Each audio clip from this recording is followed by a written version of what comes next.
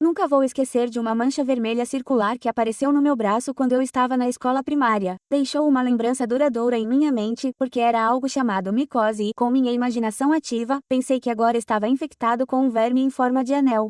Eu aprendi que você tem que ter cuidado com os nomes, porque a micose não é causada por um verme. Na verdade, é um fungo que é bastante comum e pode ser transportado por muitas coisas, como animais de estimação ou pelo solo. E como até então eu estava acostumada com antibióticos como forma de tratar infecções, presume que receberia antibióticos. Mas não recebi. Em vez disso, me deram um creme antifúngico e ele foi embora. Então, isso me fez pensar o que o tornava diferente das bactérias que me deixaram doente no passado. Por que não me deram antibióticos? Os antibióticos têm como alvo as bactérias. Os antibióticos podem destruir as bactérias afetando sua capacidade de reprodução, danificando suas paredes celulares ou interferindo em sua capacidade de produzir proteínas de que precisam para sobreviver. Apenas alguns exemplos. Mas acontece que células bacterianas e células fúngicas são tipos de células muito diferentes. Na verdade, as células fúngicas têm mais em comum com suas células, que são células animais, do que com as células bacterianas. E isso tem muito a ver com a comparação de células procarióticas com células eucarióticas, que é o que vamos focar.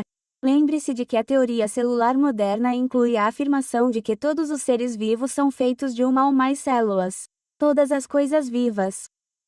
Nos 3 domínios da vida, os procariontes são organismos que podem ser bactérias e arcaia. Eles são unicelulares, o que significa que são organismos com uma única célula. Eucariotos são organismos que se encaixam neste último domínio. Eucariotos podem ser protistas, plantas, animais ou fungos.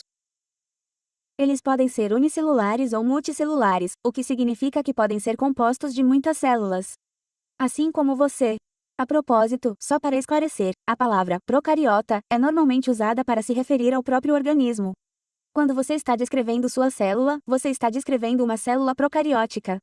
O mesmo para eucariotos. Eucariotos normalmente se refere ao próprio organismo e quando você descreve suas células, são as células eucarióticas. As células procarióticas e as células eucarióticas têm muito em comum. Ambas têm DNA. O DNA é o material genético da célula. Tanto as células procarióticas quanto as células eucarióticas têm ribossomos, que são pequenas organelas.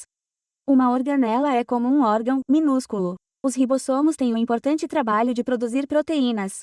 Tem que fazer proteína. Ambas têm citoplasma, um fluido gelatinoso.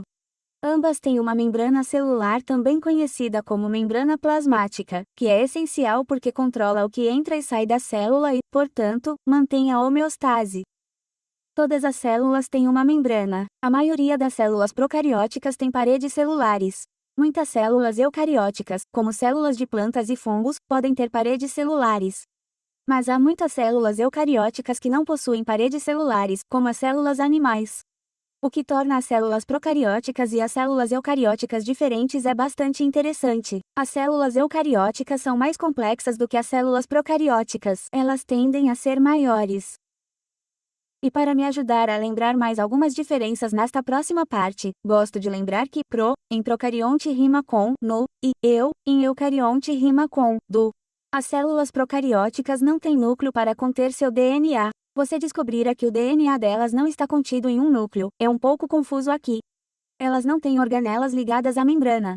As organelas ligadas à membrana são organelas sofisticadas que têm sua própria membrana, como o núcleo, as mitocôndrias, o retículo endoplasmático e o aparelho de Golgi. Um grande indicador de células eucarióticas é esse núcleo. As células eucarióticas possuem um núcleo para conter seu DNA. Dependendo do tipo de célula eucariótica que for, ela pode ter diferentes tipos de organelas ligadas à membrana. Por exemplo, é provável que uma célula vegetal tenha cloroplastos, enquanto uma célula animal não. Uau! Olha todo esse vocabulário em ordem alfabética. Se você quiser praticar suas habilidades, pause o vídeo e veja quantas dessas palavras do vocabulário você pode usar para comparar e contrastar células procarióticas com células eucarióticas. É importante entender que todas as células dos seres vivos se enquadram em uma dessas duas categorias. E entender as características desses dois tipos de células pode nos ajudar a entender melhor a diversidade dos seres vivos, sejam eles arqueas, bactérias, protistas, fungos, plantas ou animais.